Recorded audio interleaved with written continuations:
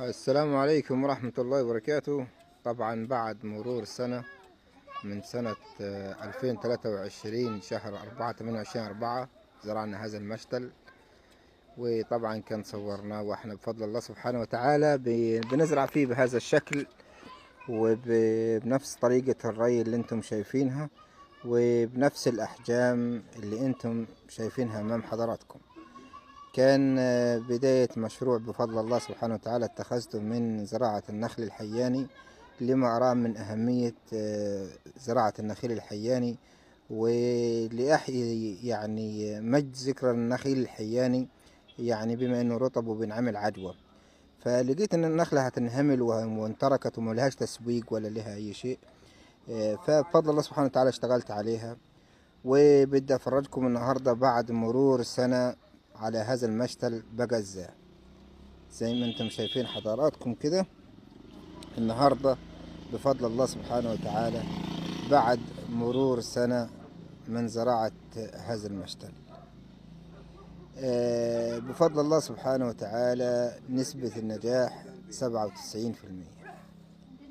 زرعت فسائل زي ما انتم شايفين صغيرة جدا جدا جدا جدا، من أصغر أنواع الفسائل، كما قال النبي صلى الله عليه وسلم: إذا قامت قيامة أحدكم وفي يده فسيلة فليغرزها. فبفضل الله سبحانه وتعالى هذه الفسائل الصغيرة زي ما انتم شايفين بهذه الأحجام بعد مرور سنة من تاريخ الزراعة. وطبعا بفضل الله سبحانه وتعالى اشتغلت وزرعت حتى وصلت إلى زراعة 5000 نخلة من هذه من المشاتل. وزي ما انتم شايفين امام حضراتكم ده نخل عمره 4 سنوات من تاريخ الزراعة. طبعا مدي بشاير بسم الله ما شاء الله، يعني انتاج حلو. يعني في برضو النخلة الصغيرة دي برضو عمرها 4 سنوات، ولكن حصل لها ضمور بسبب الجرار وهو اللي بيحرث الارض وهو راجع داس عليها. هذا ده بنفس الاحجام 4 سنوات. وطبعا زي ما انتم شايفين كده الانتاج، وطبعا مدية خلفة وخلفتين وثلاثة، والإنتاج كمان يعني 4 سنوات مدية إنتاج جميل جدا جدا جدا، يعني بسم الله ما شاء الله يصل إلى 80 أو 90 كيلو في ال4 سنوات. زي ما أنتم شايفين كده بسم الله ما شاء الله تضرب الجنو على طول في 30 كيلو، الجنو الواحد أو الصباطة الواحدة في 30، لما يبقوا فيها 5 6 صبايط زي ما أنتم شايفين بهذا الشكل. تمام، بسم الله ما شاء الله. طبعا احنا هنا في مزرعة الحاج عبده، انا متأجر من المكان ده، متأجر وزارع المشاتل بفضل الله سبحانه وتعالى هنا. زي ما انتم شايفين كده الخلف طبعا بعد 4 سنوات، طبعا ما ينفعش نخلع غير السنة الجاية. وطبعا ادي العجوة الحياني، عجوة نظيفة جدا جدا جدا والله يا جماعة. طبعا بدون قشر وبدون اي مواد حافظة وبدون اي، يعني تتخزن طول السنة بالشكل ده في كيس نايلون. بس مجرد انك انت تحط عليها تعجنها بالزيت زيتون او بال وتحط عليها برضو سمسم من هنا ومن هنا. طبعا بفضل الله سبحانه وتعالى كميات من النخل من العجوة الحياني، وطبعا سكريات عالية جدا جدا، يعني نسأل الله التوفيق للجميع.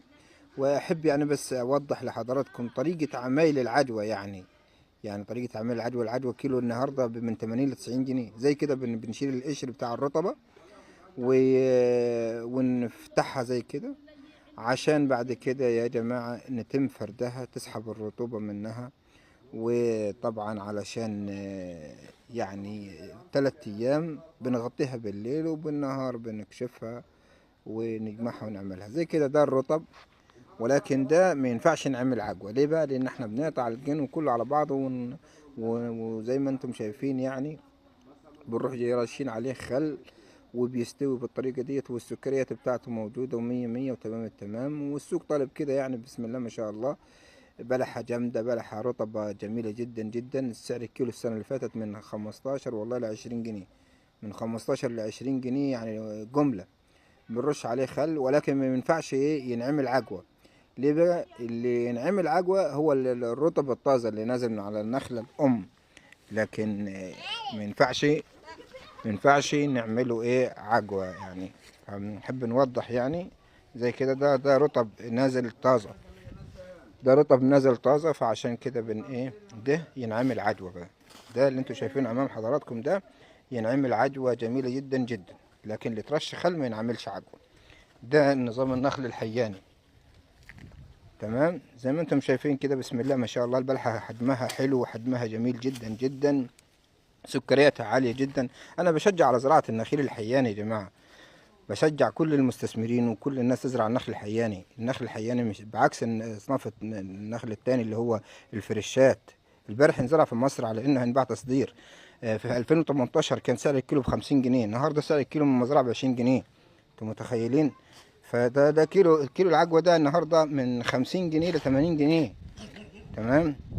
فطبعا انا بشجع على زراعتها، ودي ماكينات يعني اتصنعت يعني بتسهل عملية طريقة تصنيع العجوة. وفي ماكينات كمان تانية يعني بتسهل عملية كمان شد الرطوبة من العجوة بنظام عن نظام البخار، لأن العجوة هيبدأوا يصدروها لأوروبا. تمام، وهتبدأ تتصدر بسبب